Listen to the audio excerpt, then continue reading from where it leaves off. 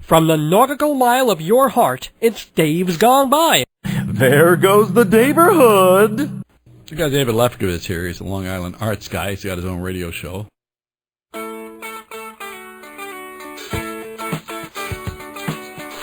Greetings from Long Island, where every highway is a sunrise. It's time for Dave's Gone By, an hour of comedy, talk, and music brought to you by Total Theater, with your host, Dave Lefkowitz. You've never heard anything like it, so sit back, relax, squeal if you must. Here's the host of Dave's Gone By, Dave! Tropical hot dog night!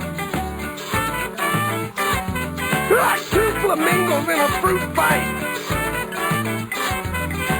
Every color of day, whirling around at night. Well, there goes the Daverhood. Welcome, everyone, on the Sunday night, June 14th, 2009, Flag Day, to the 314th episode of Dave's Gone By. Here in the rather special Daverhood tonight, I don't know if it has to do with all of television and radio switching over to HD from analog or anything like that, but the radio station is doing all sorts of weird transmitter work, which I wasn't told until the last minute. So rather than be on the regular air this evening, we're just on the digital internet air here. And that's fine by me. I've been thinking about going more and more towards just digital because it is so much cheaper and in a lot of ways easier. Not totally there yet, but we'll see as far as future episodes of this show. But I know that tonight's episode we're calling What We Usually Do, because it's going to be a really old-fashioned episode of Dave's Gone By. We're going to do the kinds of segments we were doing right at the beginning of the show when we started back in October of 2002. We've got the News Gone By, which is satirical stuff in the realm of Jon Stewart and Weekend Update and things like that. We've also got Inside Broadway. That's a segment we do every week where we tell you what's going on the stages of New York. And this is the week right after the Tony Awards. So there's all sorts of news stemming from that. And also I'll be reviewing a new show. It's actually an old play, new production of it at the Irish Repertory Theatre of a show called The Rivalry, which tells of the debates between Abraham Lincoln and Stephen Douglas about slavery and states' rights and all that kind of stuff. I'll let you know whether I liked it, and I'll debate whether it's worth your while. And if there's time, I'll also talk about my experience, since this is Flag Day, patriotic kind of a day, my experience working briefly for the federal government as a census taker just a couple of weeks ago. So I got some stuff to tell you about that. Should be a fun episode of Dave's Gone By, which wouldn't be here without the help of our wonderful sponsors, and those include Hewlett Minuteman Press, Hewlett Minuteman Press, the copy kings of Broadway. They've been around since the mid-1970s, family-owned, right in Hewlett, Long Island, 1315 Broadway. They're right next to what was the Loman Shoe Store and is now going to be, I think, a Max and Gino's. Anyway, Hewlett Minuteman Press, go there for all your copying jobs, your binding, your printing, and, putting your label or your logo on a pen or a keychain, all that kind of stuff. They do it well, they do it reasonably, and they're great people to deal with. And Dave's Gone By listeners get 10% off any job, big or small, at Hewlett Minuteman Press. This program is also brought to you by Fancy Schmancy Balloons, your party decorating experts. 516-797-3229. 516-797-3229. Now, the owner and proprietor of Fancy Schmancy Balloons is a fellow named Jeff Goodman. You might know him because he's usually my guest co-host on this radio program, but he's still lucky enough to be funning and sunning in Thailand. I think he's coming back next week, so hopefully we'll be able to have him on then. And but get your phone calls in now, because he's the man to call if you're planning a party, a birthday, a wedding, a christening, a bar mitzvah, all these kinds of things. They look better when you let Fancy Schmancy decorate them with balloons and centerpieces. 797-3229. This program is also brought to you by Performing Arts Insider, the Bible of Broadway since 1944. Everything you want to know about what's going on the stages of New York, Broadway, off-Broadway, off-Broadway, cabaret, opera, and even special events and awards in New York. If it's happening theater-wise here, Performing Arts Insider will tell you all about it, including contact information if you want to get in touch with the actors, the producers, the designers, the directors. It's all in there every month. PerformingArtsInsider.com is the place to find out more, but it's an old-fashioned hard copy journal. You get it in the mail. You open it up on the train on your kitchen table. It's real convenient that way. And Dave's Gone By listeners get a really great discount on it. Go to davesgoneby.org for more information. That's right, davesgoneby.org is the website where you can also hear every episode of this program that we have ever done, except for two, which unfortunately, owing to technical difficulties, kind of like what we've been experiencing recently, two of them did not get recorded, but all the others, that's 311 out of the previous 313, are up there, listenable for free anytime at all. You can download them to an iPod or just stream them right on your computer without having to download anything. Plus, you'll see pictures of the show. You can read about the history of the show. davesgoneby.org. Well, I think it's time to start the show, so don't go away. We've got satirical news, we've got Broadway news, and we've got me talking government census, and even, I think, some Loudon Wainwright music, too. Going to be a great show. Stick around in the neighborhood. We'll be right back.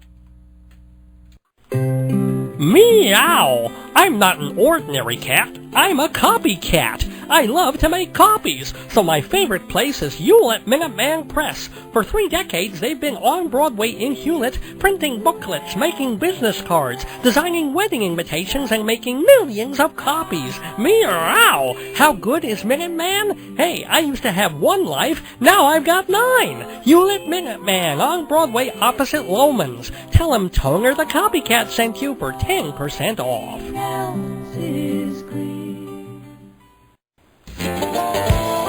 Okay, listen to me. No, I mean listen to me on compact disc, where bunches of past episodes of Dave's Gone By are yours to hear over and over again. Comedy sketches like Mel's a Poppin' and Handyman Yoni, visits with guests like Reckless Eric and Julie Haggerty, punchlines and politics in the News Gone By, all just $11 a disc, shipping included. Visit davesgoneby.org or call 516-295-1511 for me on CD. Wake up the global village! Get 18 UPI murders to tell everybody! News! TV and the news of the world. My radio's on, the news is all bad, but it's good for a laugh. Welcome back to Dave's Gone By on this Sunday night Flag Day, June 14th, 2009. It's time for the News Gone By, a look at world and local events from an unflagging perspective. Well, the Cold War is heating up with North Korea again. In response to United Nations sanctions against nuclear testing, the country said it would soon weaponize its plutonium.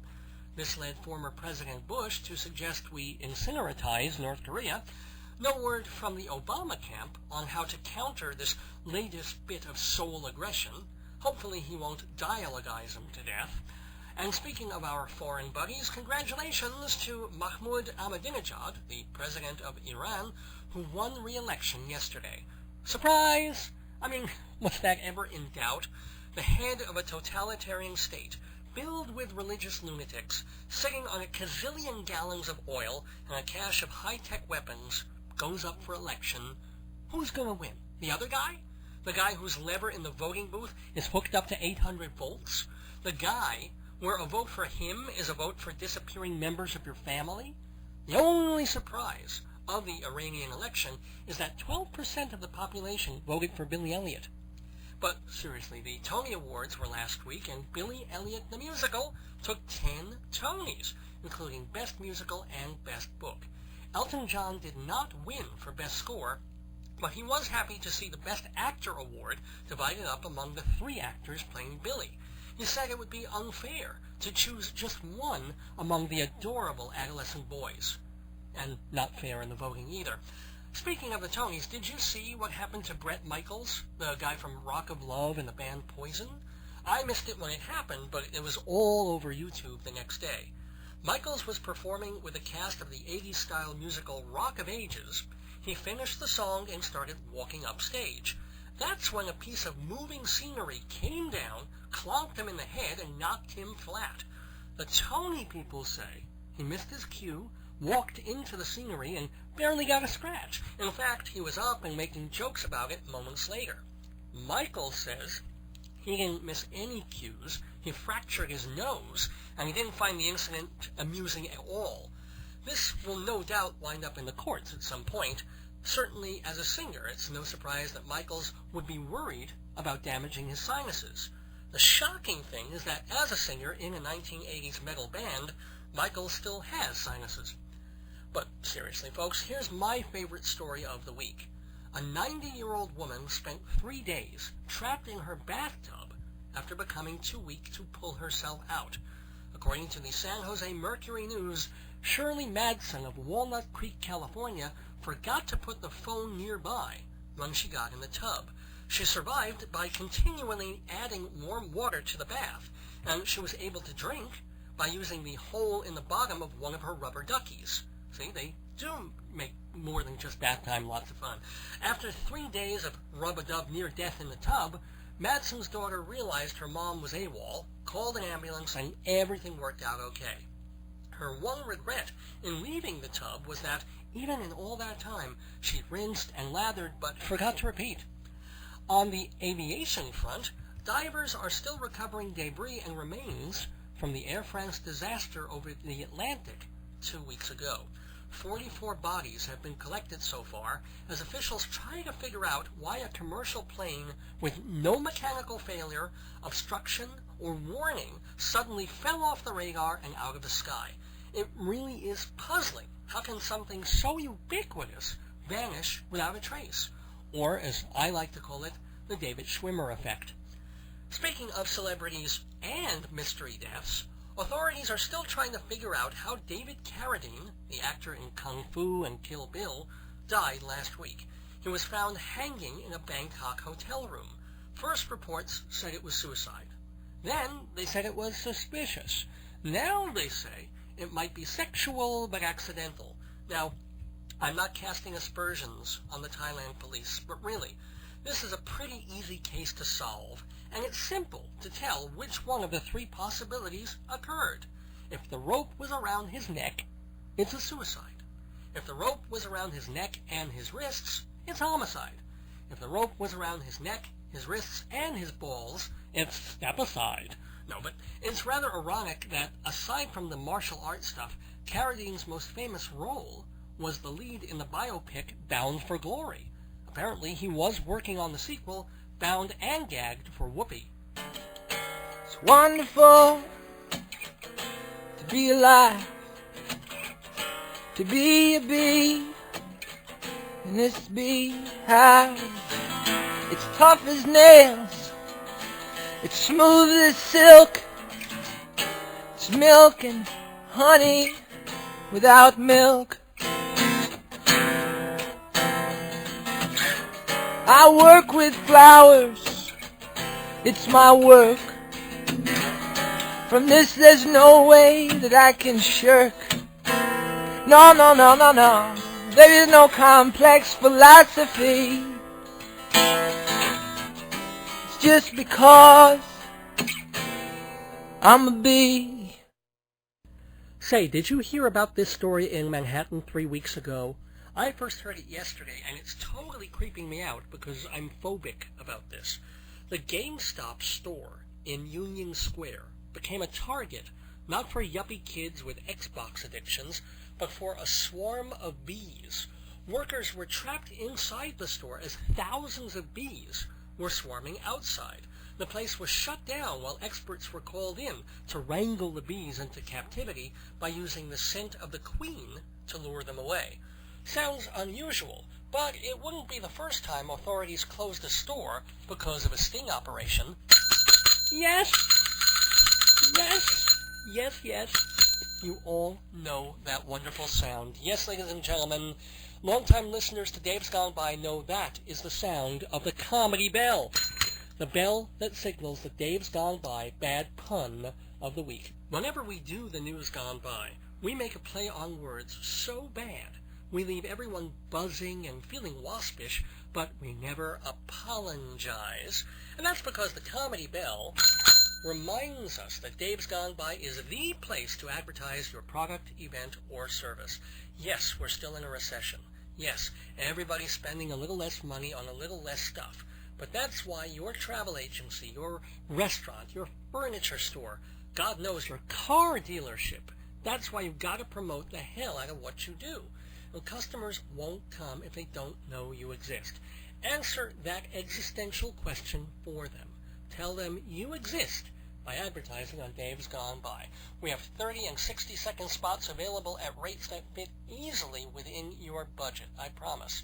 And for a little extra, we promote you on the Dave's Gone By website. We talk you up at the beginning and end of each program, as well as the actual ad itself. We make a real effort to brand your business with ours, even during these times when there's trouble with the radio station signal, and we're just doing this on the internet. We may go internet only pretty soon, just because it's cheaper, it's easier, and that's what everybody's doing.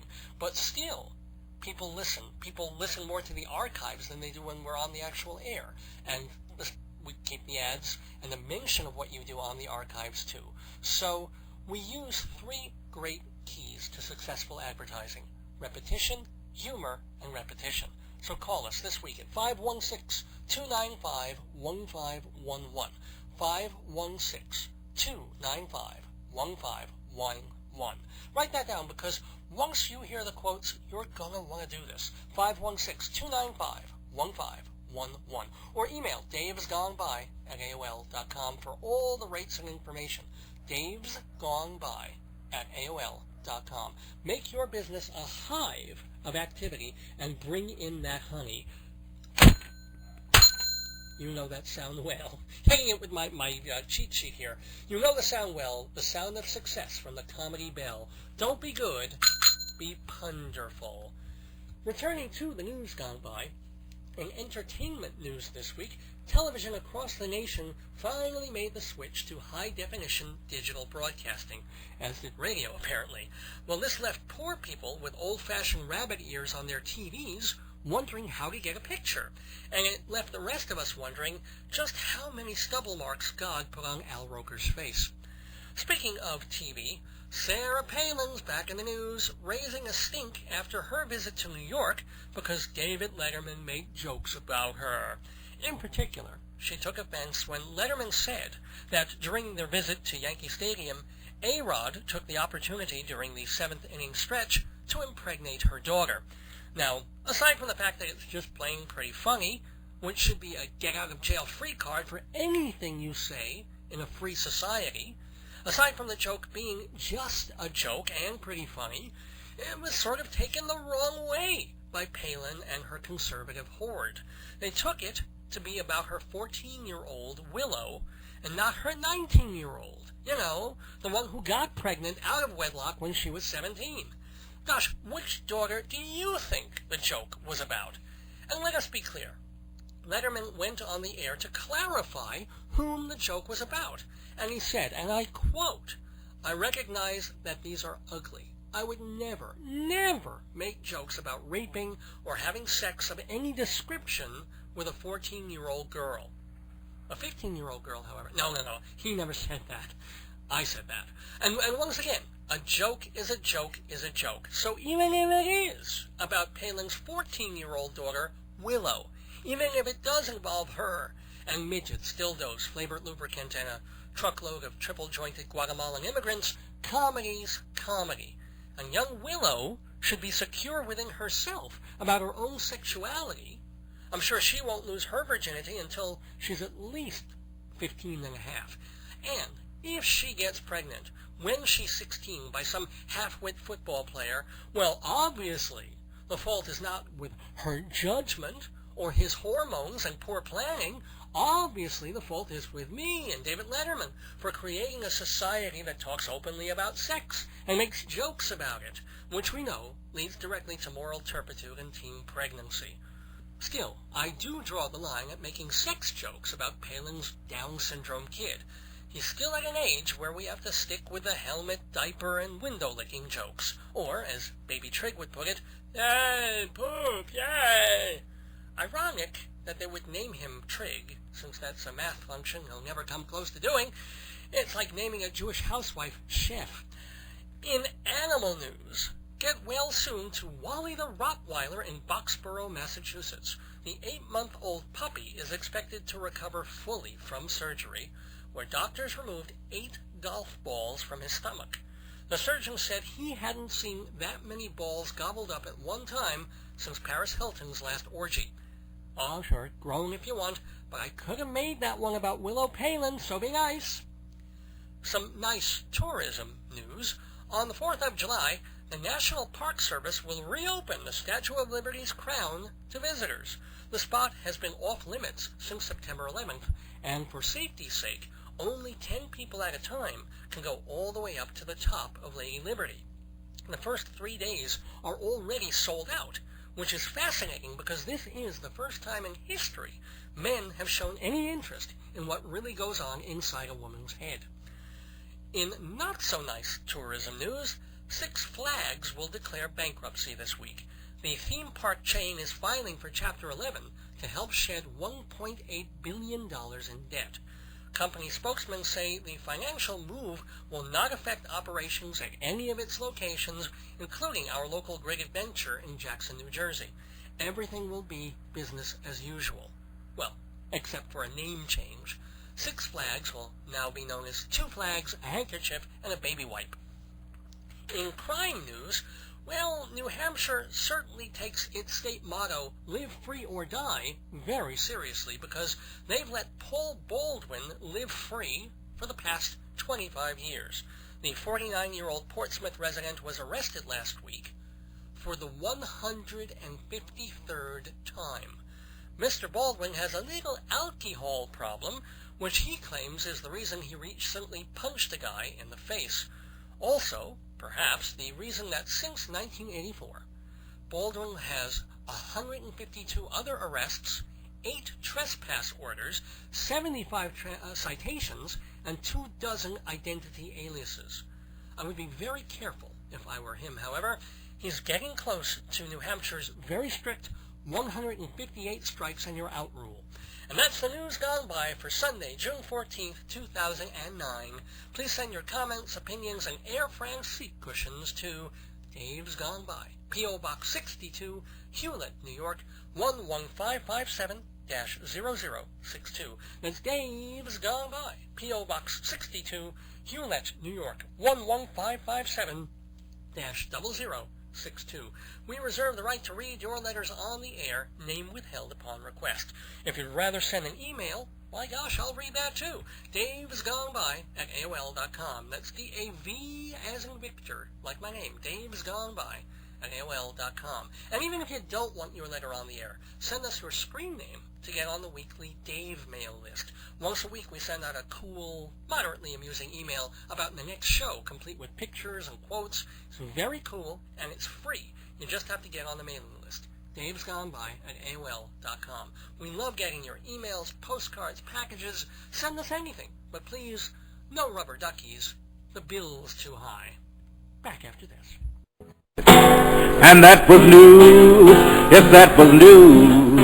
That was very, very, very special news.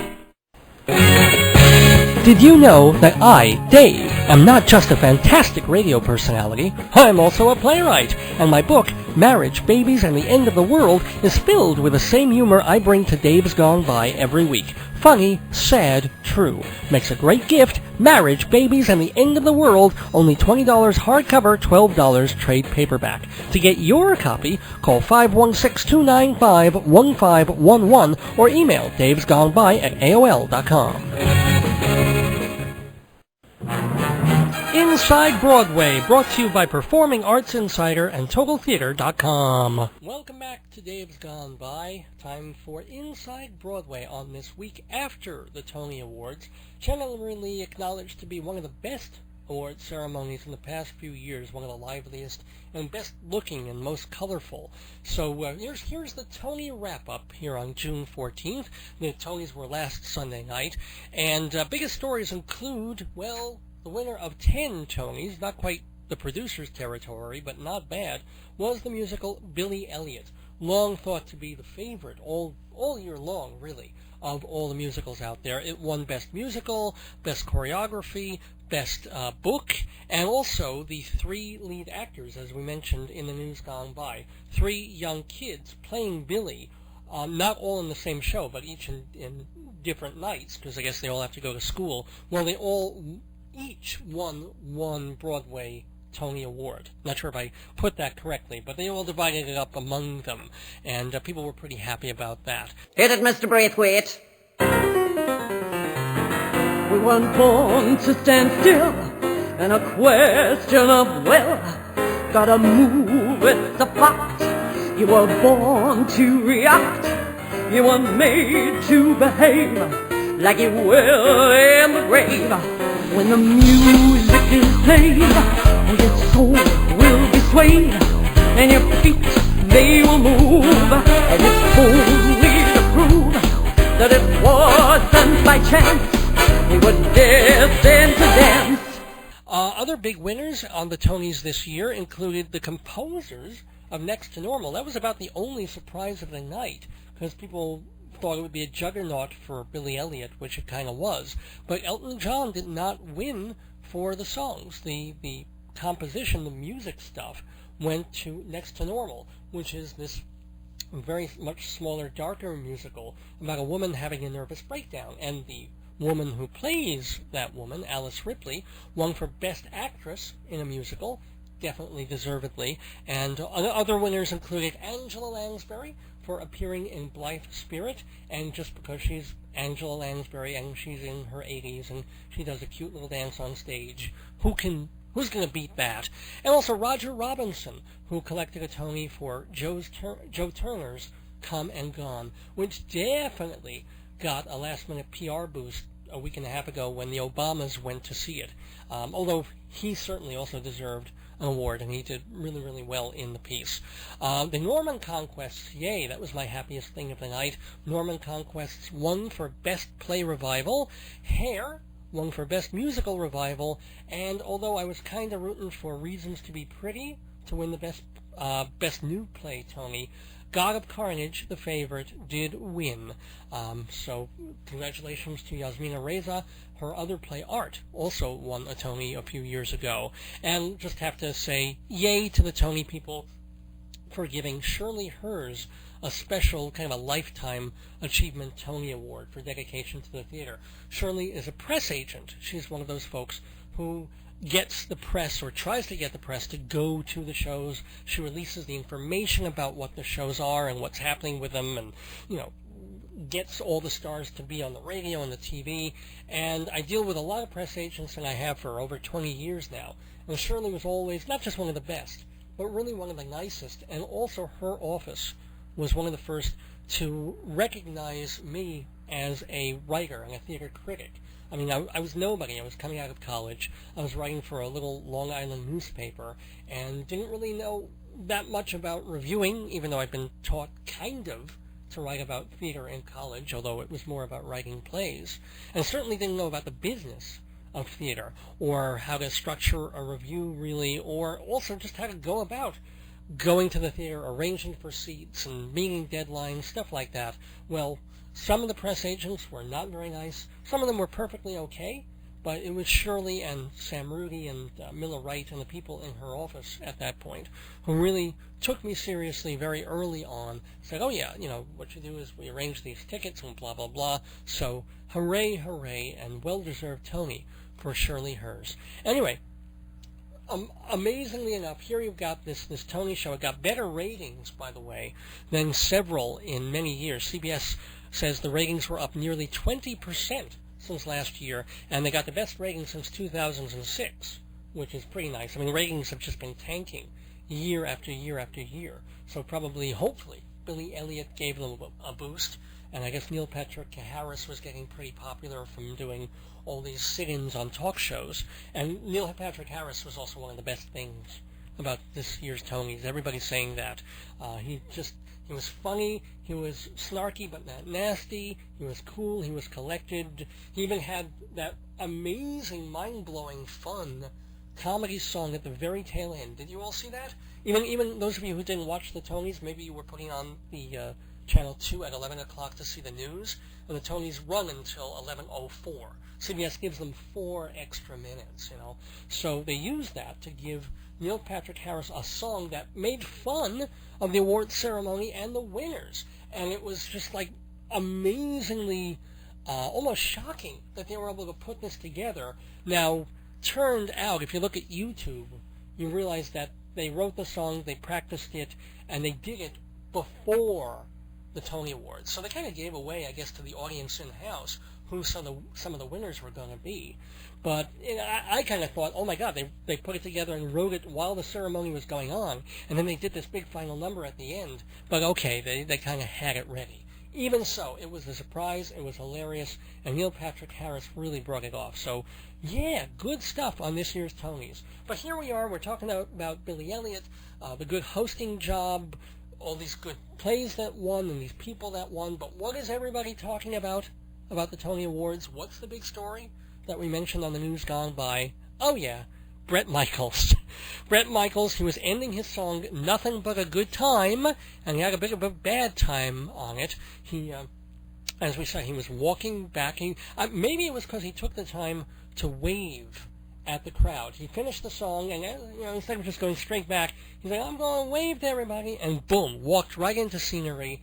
And I didn't even notice it when it was being broadcast on TV and when I watched the tape replay.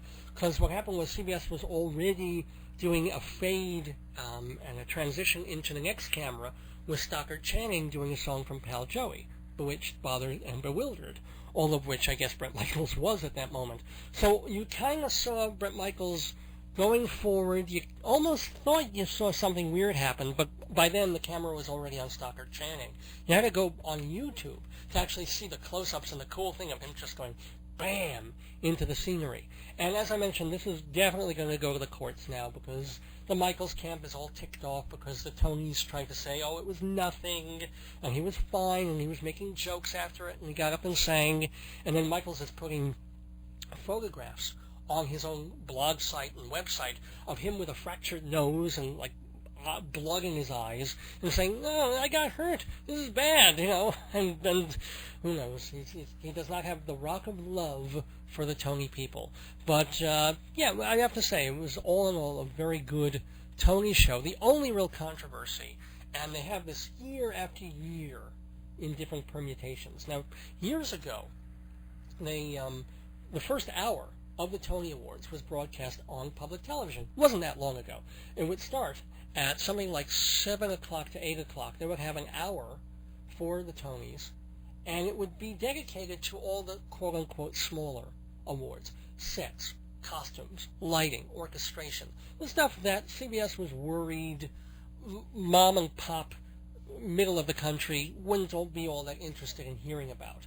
No matter that the Oscars takes 4.5 hours and they do every little technical award on the air. No, for the Tonys, I guess because it's seen as a very New Yorky kind of thing, with some justification, they decided, okay, we'll have these televised, but public television can do it. And public television did a terrific job of it. They used to make these little documentaries about how the costume designers did their work, and they would interview the directors and the actors and stuff. It was neat. It was a really good hour of television. And then you would get to the actual award ceremony. You'd flip over to CBS and see, the glitzy part, and the big famous those awards. Well, now, here CBS is taking the whole 3 hours, as they have in the past few years, and everybody's very happy that the Tonys are getting national exposure, and that despite, over the years, the decline in the ratings after, the Rosie O'Donnell seasons, and CBS is still sticking with the Tonys because a jewel in the crown, and it's a Tiffany network and stuff like that. But here they are, this year especially, saying, well, even though we have 3 hours and 4 minutes, it's still not enough time to do the Little Awards. And so they pushed the Little Awards totally off the air. I mean, I guess they were on the internet at the Tony Awards website. But if you were tuning in to your TV, anywhere, whatever, you were not going to see some fairly major awards, including, I think, Best Revival of a Play was not given on the... I think that's... I may be misremembering that, but they had a pretty major award that they didn't even bother to show in the regular broadcast, and I think that's kind of ridiculous. And that, in fact, I just mentioned also the that special award for that press agent Shirley Hers. That was not shown on the air. So I don't know. I mean, kudos to CBS for really bumping up the entertainment value and doing a good job this year, really good job. But also, I mean, come on, it's an award ceremony. It's not just a commercial for Broadway. There's got to be more of a balance. Anyway, speaking of Tonys and stuff and some of the negative stuff, well, this happens every year after the Tony Awards. Some shows get a nice bump at the box office because they win, or they do a big musical number on TV and everybody sees that and people go, oh, let's go see that, or we're coming to New York in 2 weeks, let's get tickets. And then other shows that were counting on winning a Tony or looking really good on the air to beef up the box office because they're failing, and it's sort of their last gasp. It's like, oh, okay, maybe we'll win this award, and then we can advertise that and promote that. And, you know, if that doesn't happen, well, the shows are pretty much out of luck. So, some sad news for two fairly big shows this year. First of all, Guys and Dolls closed today. You know, they were hanging on by their fingernails. It did not get particularly good reviews, especially since all of the critics, myself included, were comparing it, rightly or wrongly, to the wonderful Guys and Dolls that was done 15 years ago on Broadway with Nathan Lane and Faith Prince. Even if you weren't comparing the two, this Guys and Dolls had a few things lacking from it, including just a lot of problems with tone, and they weren't getting the crowds. So they thought, oh, well, maybe we'll get a Best Revival thing or an actor thing. Didn't happen, so Guys and Dolls closed today, and really much sadder, the show that could have, and in my opinion should have, won for Best New Play of the Season, Reasons to Be Pretty, the Neil LaBute comedy drama. Well, they were getting no audiences at all, and they desperately needed a Tony win to have any chance at running. But God of Carnage took the award, so Reasons to Be Pretty found all too many reasons to close, and it did this afternoon. And that, you know, I'm harping on this a little bit, but it hurts me the worst because I saw Reasons to Be Pretty off Broadway about a year and a half ago. And I thought, oh, it's okay, it's a pretty good play, a little longish, but definitely worth seeing. Then I saw it again on Broadway when it opened a couple of months ago, and I was very, very impressed in the fact that LaBute, the author, improved it. He made it better. You know, there was all this talk in the dailies and the newspapers saying, oh, the show's in trouble, and they don't know whether to cut the intermission or have an intermission or what they're doing. It wasn't that at all. He was tinkering to make it better, and what he did, quite simply, although as any playwright will tell you, it's not a simple thing at all, he cut the monologues. Each character, it's a 3 or 4 character play, each character had about a 5-minute monologue where they talked to the audience, said something about themselves, about the relationships they were in. They were amusing, but they didn't push the play forward. And you really, it's part of the first things you learn in playwriting. You don't have a monologue, and you don't talk to the audience, certainly. You don't narrate, unless you really, really need to. If you can fit the information into the play in another way and make it more active rather than just narrative, well, that's a much better play. And gosh darn, that's what Neil LaBute did with Reasons to Be Pretty. He chopped out the monologues, he put the important information that was in them into the characters, he made the play shorter, so instead of running 2:20, it ran about 2:05, and he made the play better. And I was so happy to see that, and so impressed with it, that I'm doubly sad that not only did Reasons to Be Pretty win a Tony Award, it closed today. Oh well, oh well. Now, getting on, now that the Tony Awards are over and the Broadway season ended already like 3-4 weeks ago, We're on to the new Broadway season, and we've learned that there's going to be another Broadway show. It's really a dance show that's coming to the Longacre Theater July 25th through October 18th. It's called Burn the Floor, and it's all these mixes of types of dance. It's Latin dance, Harlem dance, jive, salsa, ballroom, Viennese waltz, Lindy, rumba, Charleston. It's one of these big old touring shows like Stomp and Thump and Swagger and those kinds of things mixed with tango argentino sort of stuff. Coming from Australia, actually. It's not a Latin or South American-based thing, but it's called Burn the Floor, running from July through October at the Longacre. And speaking of shows that I think you should see, well, I do have to put in a plug for Stage Buddy Showbiz Talk. That is the show that I MC live every Tuesday night at 7 o'clock at the Players Theater on McDougal Street in Greenwich Village. It's a really cool thing. It's a panel where I talk to people who are in the entertainment industry. Casting directors, theatrical directors, producers, cabaret singers, Broadway actors and directors. And we just sit them down and in a very casual but informational way, I talk to them and I ask them how they do what they do, how they got started, and how they keep going, and also suggestions for people in the audience, like actors, who want to get into the business, or maybe they're already in the business but want to do more and get better and get more noticed.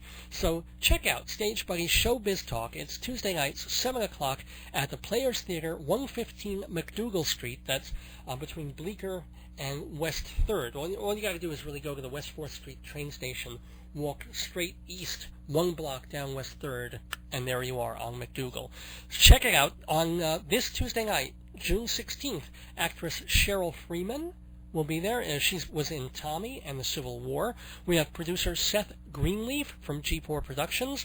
We've got casting director Duncan Stewart, who casts for the Broadway show Chicago, and Tom Stewart, who is the voice and sometimes the face of Channel 13. He does most of their audio work. So check it out this Tuesday, 7 o'clock at the Players Theater. Go to stagebuddy.com for more information. And actually, if you click on the blue advertisement for Tuesday nights, you can see the last 5 episodes that we've done. They're all taped for television. So they're about 40 minutes long, and I think you'll enjoy them. And also, we try and have something musical in each episode. Usually one of our guests is a performer, and they'll sit down at the piano or sing to track. So definitely check it out. Check it out at stagebuddy.com. Well, we've got a review to do on Inside Broadway, and we will do that right after this message from Performing Arts Insider. Broadway theater has never been grander or more expensive. So, like any big purchase, you gotta do homework. You want to pick the best show or the most family appropriate, the best reviewed, or with the biggest stars or most interesting design. Everyone has different criteria. Performing Arts Insider answers them all. For decades, the Bible of Broadway that professionals check for every show on every New York stage. Visit performingartsinsider.com and see davesgoneby.org for a 30% subscriber discount. Now go, do your homework. Welcome back to Inside Broadway on Dave's Gone By. It's review time as I head down to one of my favorite off-Broadway places, the Irish Repertory Theater on West 22nd Street. The quality of work over the years has, for the most part, just gone up and up and up, so I'm pretty happy to see almost anything that they've got on there, but not this particular time. They're doing a revival of a play called The Rivalry, which was written by Norman Corwin back in 1959, and it's a play about 2 really larger-than-life personalities during larger-than-life times. It was when Abe Lincoln was still a lawyer and running for office, and Stephen A. Douglas had the job that Lincoln wanted. So this was about the speeches that they made with Lincoln on one side of the slavery issue, obviously, and Douglas on the other side, with, as we tend to know from our history, it wasn't so cut and dried. It was really more about states' rights than just the morality of slavery and all that. So what Corwin did in the play was take big chunks of the speeches that they actually gave and weave them into a story, also a bit about the men when they're off stage. So they have, little tete-a-tetes with each other and are very amusing and friendly together. And we also see them with their wives and the women in their lives. But mostly it's about them giving the speeches, the famous speeches that they gave, trying to put their points across with Douglas versus Lincoln, the famous Lincoln-Douglas debates. Well, sounds like it should make for pretty good drama, and it might be, except it's just the way that it is put forward in this particular production, directed by Joe Dowling. You have to understand, the Irish Repertory Theatre is not a large place. I didn't count, but I think it seats under 150 people. It is not a Broadway theater. It is not mic'd. I don't think it doesn't need to be. Maybe for musicals they do it. But they have, especially in the case of the actor playing Abraham Lincoln, let me see if I can find his name in the Irish Repertory stage bill that they give up. He looks like Lincoln. He has a charming, folksy manner about him, and he could be very good. But he's playing as if he is in a theater. A guy named Christian Kaufman is the actor's name. You would figure he was in an 800-seat hall, because he is bellowing constantly, so loud. I actually had to have my fingers to my ears every time he would get up to speak and say something, and not just even during the speeches. Sometimes when he was just talking to Douglas off stage, off the stage of where they were speechifying back in the 1800s, he would still be so loud and so vociferous that you cringe, and you'd be like, hey, you can get the point across that you're talking to all these people and you're giving this big booming speech without carrying your voice so loud that it's shaking the rafters of this little theater. Stephen A. Douglas does it better. I mean, you don't mind when he's declaiming.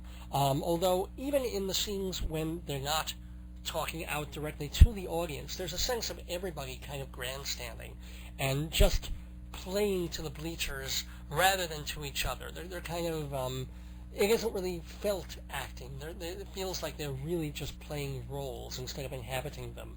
So I have to admit, between not being terribly taken by the play, the speeches were interesting but not terribly dramatic, and not liking sitting there in a theater being hollered at, I admit I left at intermission.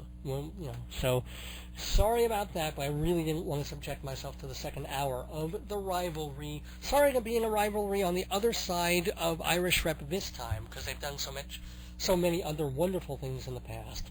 But hey, you can't win them all, and I can't recommend the Rivalry on Inside Broadway.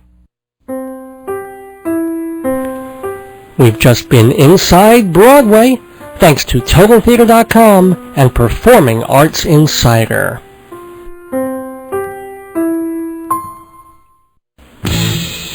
Dave's Gone By wants you to advertise on the show. Reach our loyal audience with your message at prices you can afford even in this economy. Call 516-295-1511, 295-1511, or visit davesgoneby.org for info. You'll want us just as much as we want you. Dave goes off. Dave goes off. Dave goes off. Dave goes off. Welcome back to Dave's Gone By on this June 14th, this patriotic Flag Day, and kind of appropriate for this day, a little bit of a patriotic, semi-patriotic U.S. government story here, because old Dave wanted to make a little bit of extra money, or some money, any money, a couple of weeks ago, and I had registered and taken the test to do the U.S. Census, to be a census taker, actually, and they promised, about 2 months worth of employment, of going around in the neighborhoods, going door to door, which is what we still do in this day and age, door to door, with taking notes and saying who's in the house and stuff like that for the American government census, because every 10 years that's what we do. That's how we get the information about who lives where and how neighborhoods are districted and how the tax brackets are done. I don't even understand how or why it's done. I just know that in 2000, 1990, 2010, they got the census coming up. So they figured they have a call out for all these people to come. You take a training seminar, and then you go out there and you do your census work. So I figured, why not? why not make a little money for 6 to 8 weeks? The pay was not bad at all, no benefits or anything like that. And so, you show up for training, and the first thing you notice, they give you stuff like the trainers were maybe, 1 week more experienced than the rest of us were. It's not like we were sitting there with people who had done this, for the past 30 years, every 10 years, and knew what they were doing. I mean, they had kids up there whom you could tell they skimmed through the big book once or twice and had maybe done what we were doing once, and now they were expected to be the teachers and convey their wisdom to us of how it's done. So already a little bit of a typical American government way of working here. It's kind of like, it made me think of those people, and I've felt like this now and again, who think that they can teach a class because they've taken the same class the day before. You figure you just parrot what the teacher told you, and you're as smart as the teacher, and you can teach that class. You just repeat it because you think you know it. But it doesn't quite work like that. But hey, look, we were on the clock, we were being paid, and because it took them so long to teach us what was obvious and what they were sort of just learning themselves, we not only were there for a full 40 hours that first week of training, we got overtime. We were there until 5:30, 6:30 at night because they were playing catch-up. And hey, you get, thanks to the U.S. government, you get time and a half overtime. Very nice. Thank you, Uncle Sam. But there were other things that don't necessarily want to thank Uncle Sam about. First of all, training is cool. You get a cross-section of people. From where I was, you got younger and older and Orthodox Jews and people from all different backgrounds. And invariably, when you have a group like this of such disparate people, almost everybody's cool, but there's one or two idiots. And I hate to use that word, but, and it's cool. We were all idiots. We all didn't know what we were doing until we were taught. And we were all a little confused about things, but there's always one or two people who really don't know anything about anything ever in the world. It's amazing they can eat a bowl of soup without, spilling soup all over themselves or turning the bowl upside down with the soup in it to see how the bowl works.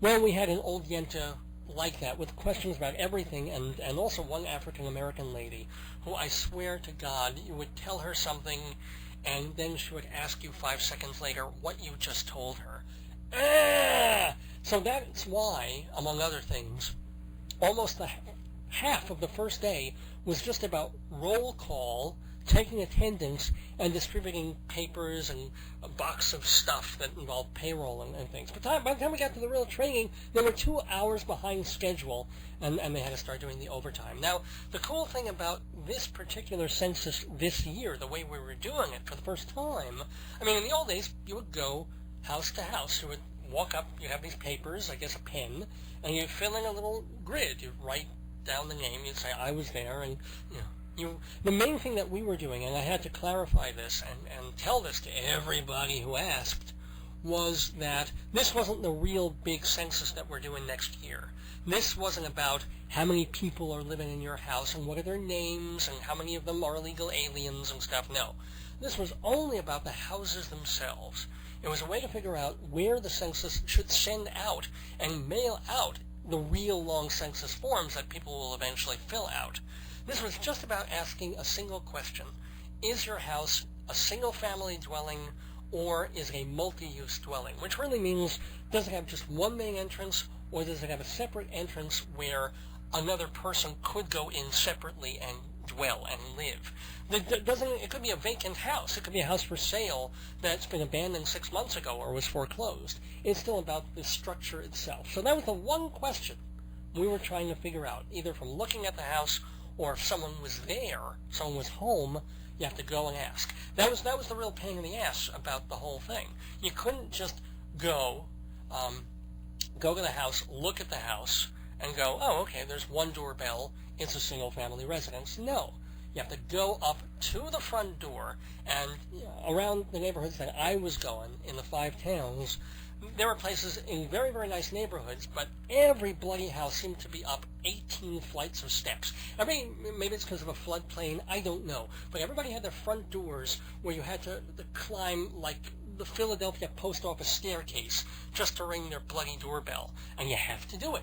That's part of the job. If you don't do it, you get, reprimanded, and they can take your job away. So you get up, you go, and you have to ring the bell or knock. Now, the interesting thing was, this is kind of cool. This is sort of the way that I found out about it, or how to get around certain things, is in training they make it very clear. You can't just look at the house, you can't just stand away from the house. You have to go up on the porch at the front door, and you have to knock to see if someone's home. Now, if no one's home, no big deal. You can still collect the information from what you got, from what you see, and then go away. It's not like you have to come back, not like you have to call them. You just have to make the effort to see if they're home. And if they are home, you've got to ask them the question of whether it's a single or multifamily dwelling, and that's it. And if they're interested, you hand them a confidentiality agreement in English and Spanish that you tear off a little sheet. No big deal. So you always hope that no one's going to be home, because you don't want to deal. Because the whole point also is they want you to make time. They expect you to do, believe it or not, 25 houses within an hour, or residences. 25 within an hour. That's almost roughly one a minute, or excuse me, one every 2 minutes. Which, if you think about it, with walking and going up and down, seems like insane. But it does kind of work out okay. You do kind of get moving and motoring, because a lot of times people aren't home. So you knock, no one's there, you leave, you go to the next house. The interesting thing is, and they made this clear in the training, was that they said, knock on the door, gotta knock on the door. But they didn't say you had to ring the doorbell. And there was no mention in the booklet about doorbells or any other ways of letting people know you were there. So if the place had a doorbell, which is the way most people these days hear people at the door, well, I wasn't ringing no doorbell. I was knocking on the door. I'm not going to make any extra effort to be noticed and heard. And in fact, the other thing, and this is a trick that I'll give to anybody doing the census next year, is they say, yes, you must knock on the door, but they don't tell you how loud.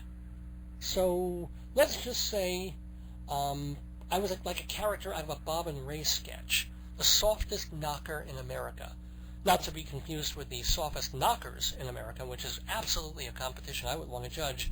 But, literally, I would go up to the front door, and I'd be like, I'm going to tap on the microphone like, hello? And if nobody came to the door, well, not my fault. I knocked, and boom, boom, boom, there I was, back on my bike. Now, the interesting thing is my luck, all our luck. The first week of doing the census thing, every day it rained. Because sometimes huge downpours, just like this piddling drizzle, which make it extra annoying because, as I was going to mention, this was the first year that instead of going out with these pads and pens and pencils and these forms to fill out, we were holding this thing called an HHC, a handheld census something or other, which kind of functions like a BlackBerry. You have a little joystick thing, and you tap into it. And not only do you do everything digitally and electronically and tap your answers in, but it's got its own GPS system. So you're not writing down an address, it's finding where you are, which is really kind of cool. And not only that, me being me, I'm not the most geographically inclined person, and I get lost pretty damn easily. Well, the thing has a GPS system, so wherever I was, if I had to get to another address, so I had to follow the thing on the GPS system. I didn't need a map or anything like that. Although, I did waste one pretty ridiculous hour going around and around and being absolutely nowhere. Every time I tried to get to a certain address, there was something in my way. Either a street ended, or there was like a little bay, or some kind of bridge that I couldn't get across. And each time I was thinking, well, I should be able to just get here from here. And then I realized that what I was looking for, the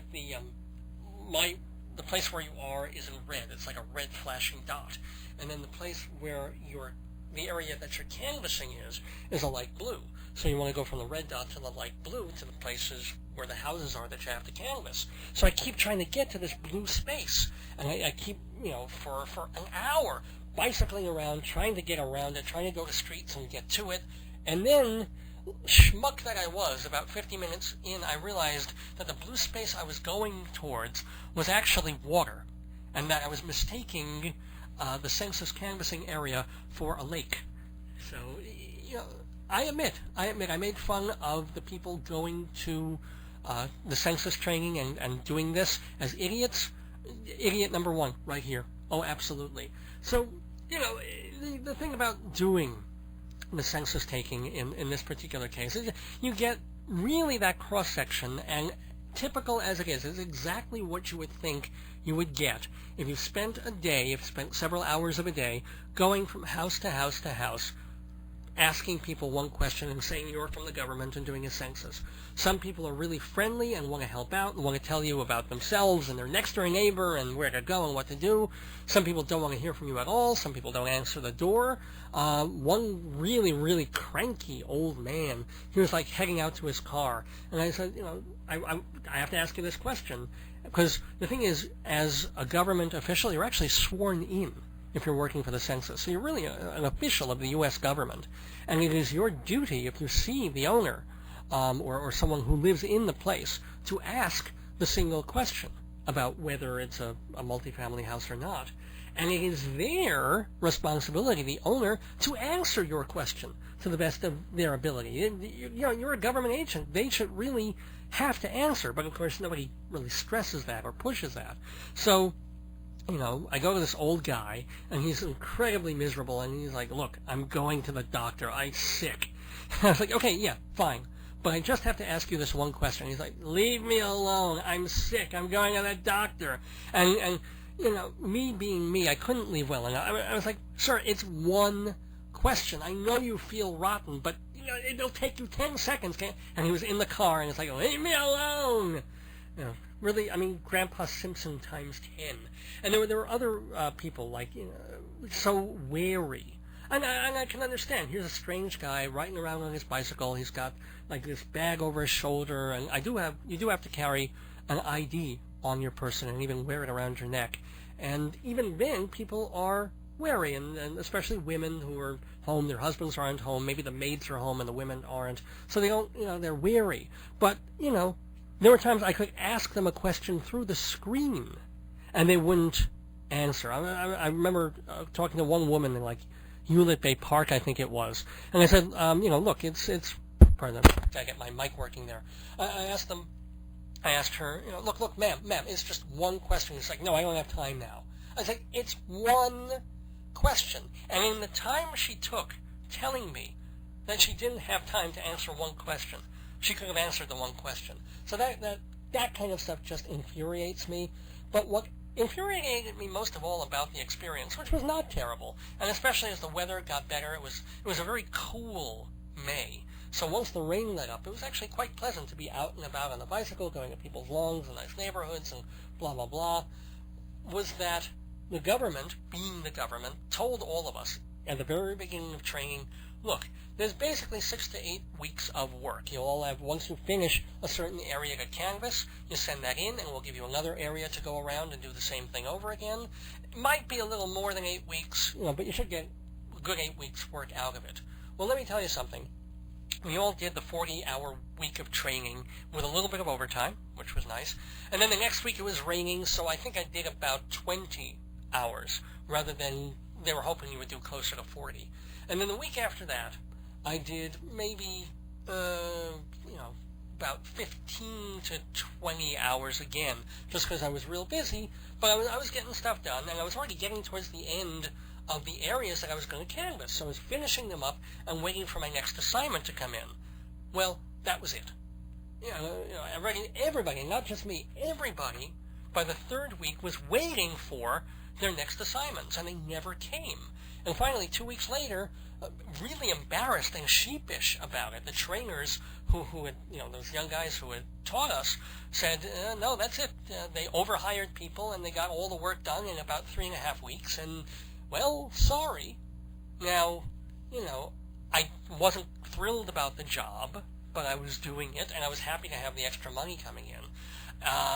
And a little bit angry, a lot angry, that here was a promise, and I'm sure people who took this job may have set aside 6 to 8 weeks of time of other things that they could have been doing, maybe vacations to go on, or other work they could have done, or other jobs that they could have taken, but they figured they wouldn't be able to start until July.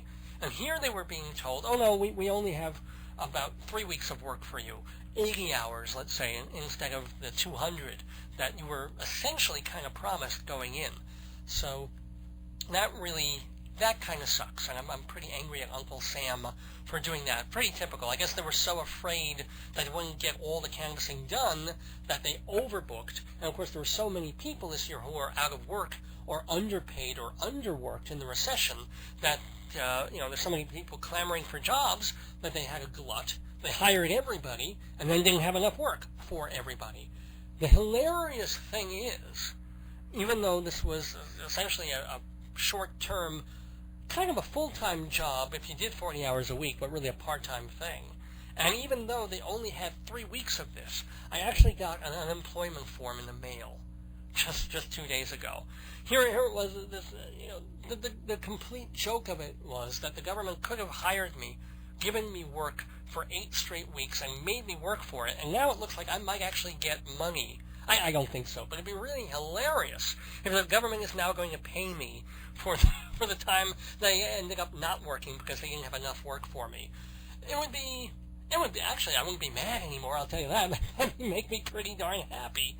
So, I don't know. I hope the government comes to its senses, and will I do it next year if I'm around?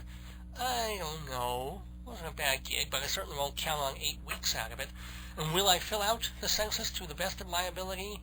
Oh, sure. I just hope that the guy who comes to my door to take my information doesn't notice the 15 Mexicans running out my basement window.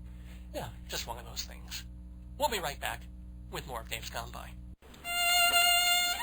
Shalom, damn it! This is Rabbi Saul Solomon of Temple Sons of Bitches in Great Neck, New York, and I personally invite you to watch my TV show, Shalom, damn it! Rabbi Saul Solomon's Peace, Love, and Acid Reflux Hour on Cablevision twice a week. If you've never seen a Jew before, this is your chance!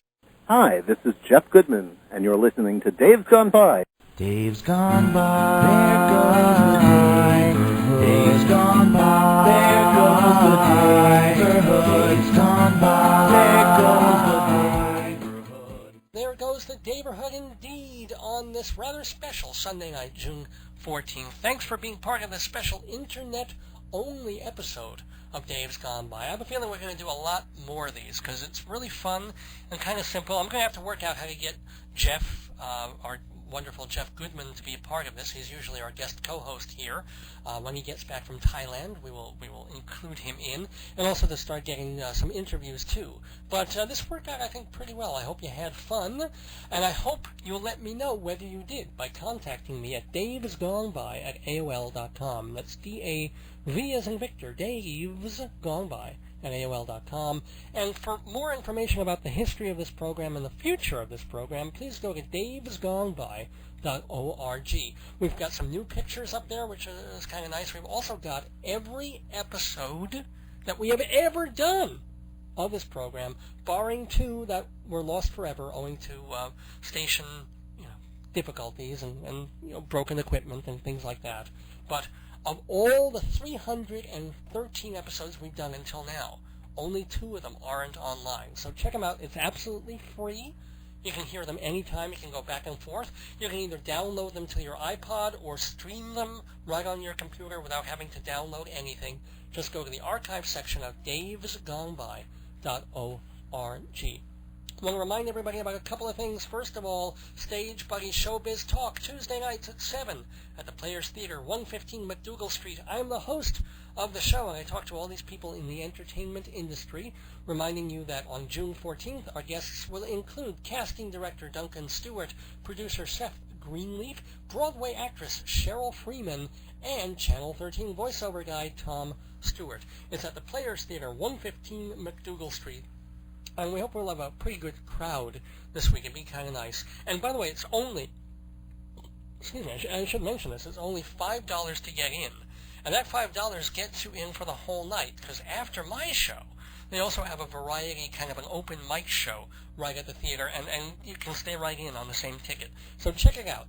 7 o'clock this Tuesday night at the Players Theater on McDougal Street. Also, you can still check out episodes of Shalom, Damn It, featuring Rabbi Saul Solomon. It's his Peace, love an acid reflux hour. You can see all the episodes on YouTube.com or watch them on Cablevision of Long Island on channel 115, Fridays at 3 and Fridays at 3:30 in the afternoon. Really cool time, just a couple of hours before Shabbos. Rabbi Saul Solomon's Peace, Love, and Acid Reflux Hour, Shalom Damn It, on YouTube and Long Island Cablevision. The show itself isn't in HD, but it shouldn't be affected by HD, so go watch it in even more primal colors, if that makes any sense at all. I want to remind you what else. Hey, yeah, our great sponsors, Hewlett Minuteman Press, the copy kings of Broadway. 10% off all jobs, big or small, at Minuteman, 1315 Broadway in Hewlett. They're right next to what used to be the Loman's Shoe Store. Now they're next to the new location of Max and Gino's, right across the street from the old Loman's and the Burger King. Can't miss it, and you shouldn't miss it, because Dave's Gone By listeners get 10% off any job of printing, binding, copying, family-owned since the 1970s. Minuteman, 569-5577. That's area code 516-569-5577. They're open Mondays through Fridays. In the winter, they actually open on Saturdays, too. But definitely check them out. And also, please check out Fancy Schmancy Balloons for your party or event.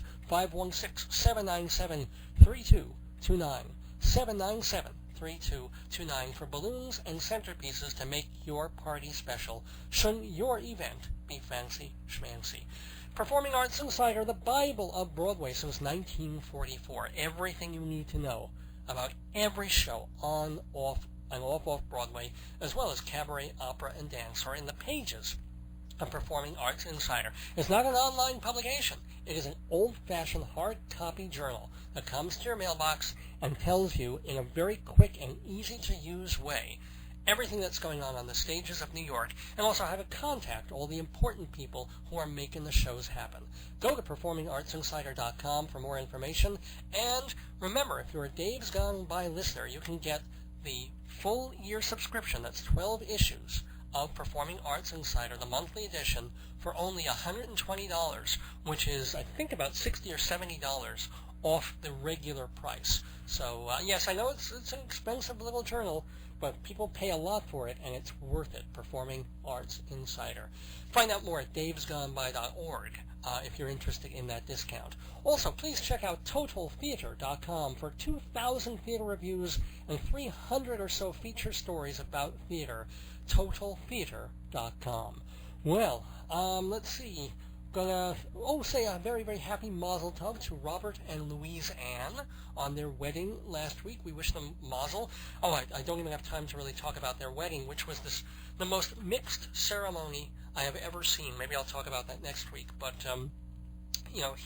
he's Jewish, she's Catholic. They held it in a church, and they somehow managed to mix elements of both. Everything from stepping on the glass to, I swear to God, walking down not the runway, but the walkway of the church up to, the altar, past these mosaics of the Stations of the Cross and the giant cross on the altar and a Jesus hanging there with sunrise sunset playing. It was one of the weirdest moments I've ever seen, but quite nice, quite lovely, that they could mish the two together.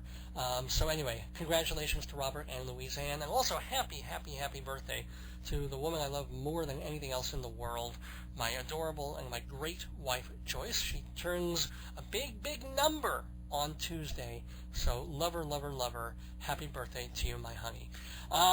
Big thank yous also to my mom and dad for being there for me, as always, and to Mama Weil and Papa Weil as well. And, well, it's time to leave the neighborhood, but we'll be back next Sunday, hopefully, Father's Day, and the first day of summer, June 21st, for the 315th episode of Dave's Gone By. Might just be on the internet, might be back on the radio. We'll let you know, depending on how that signal's working. Either way, until then, don't miss your days going by. This is Dave Lefkowitz wishing you good night, happy Flag Day, and feel free to flagellate yourselves, and gone by.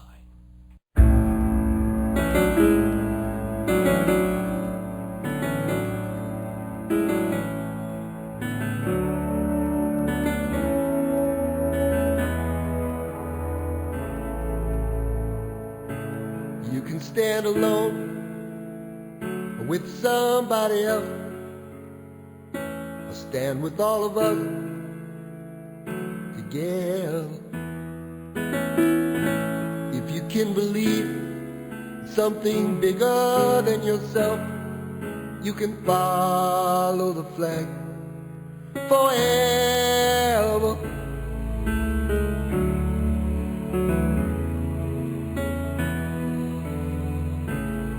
They say it's just a dream, some dreamer's dream, that it's an empty thing that really has no meaning. They say it's all a lie, but it's not a lie. I'm going to follow the flag till I die. Into every life a little rain must fall, but it's not gonna rain hell. You can rise above, you can rise above it all. We will follow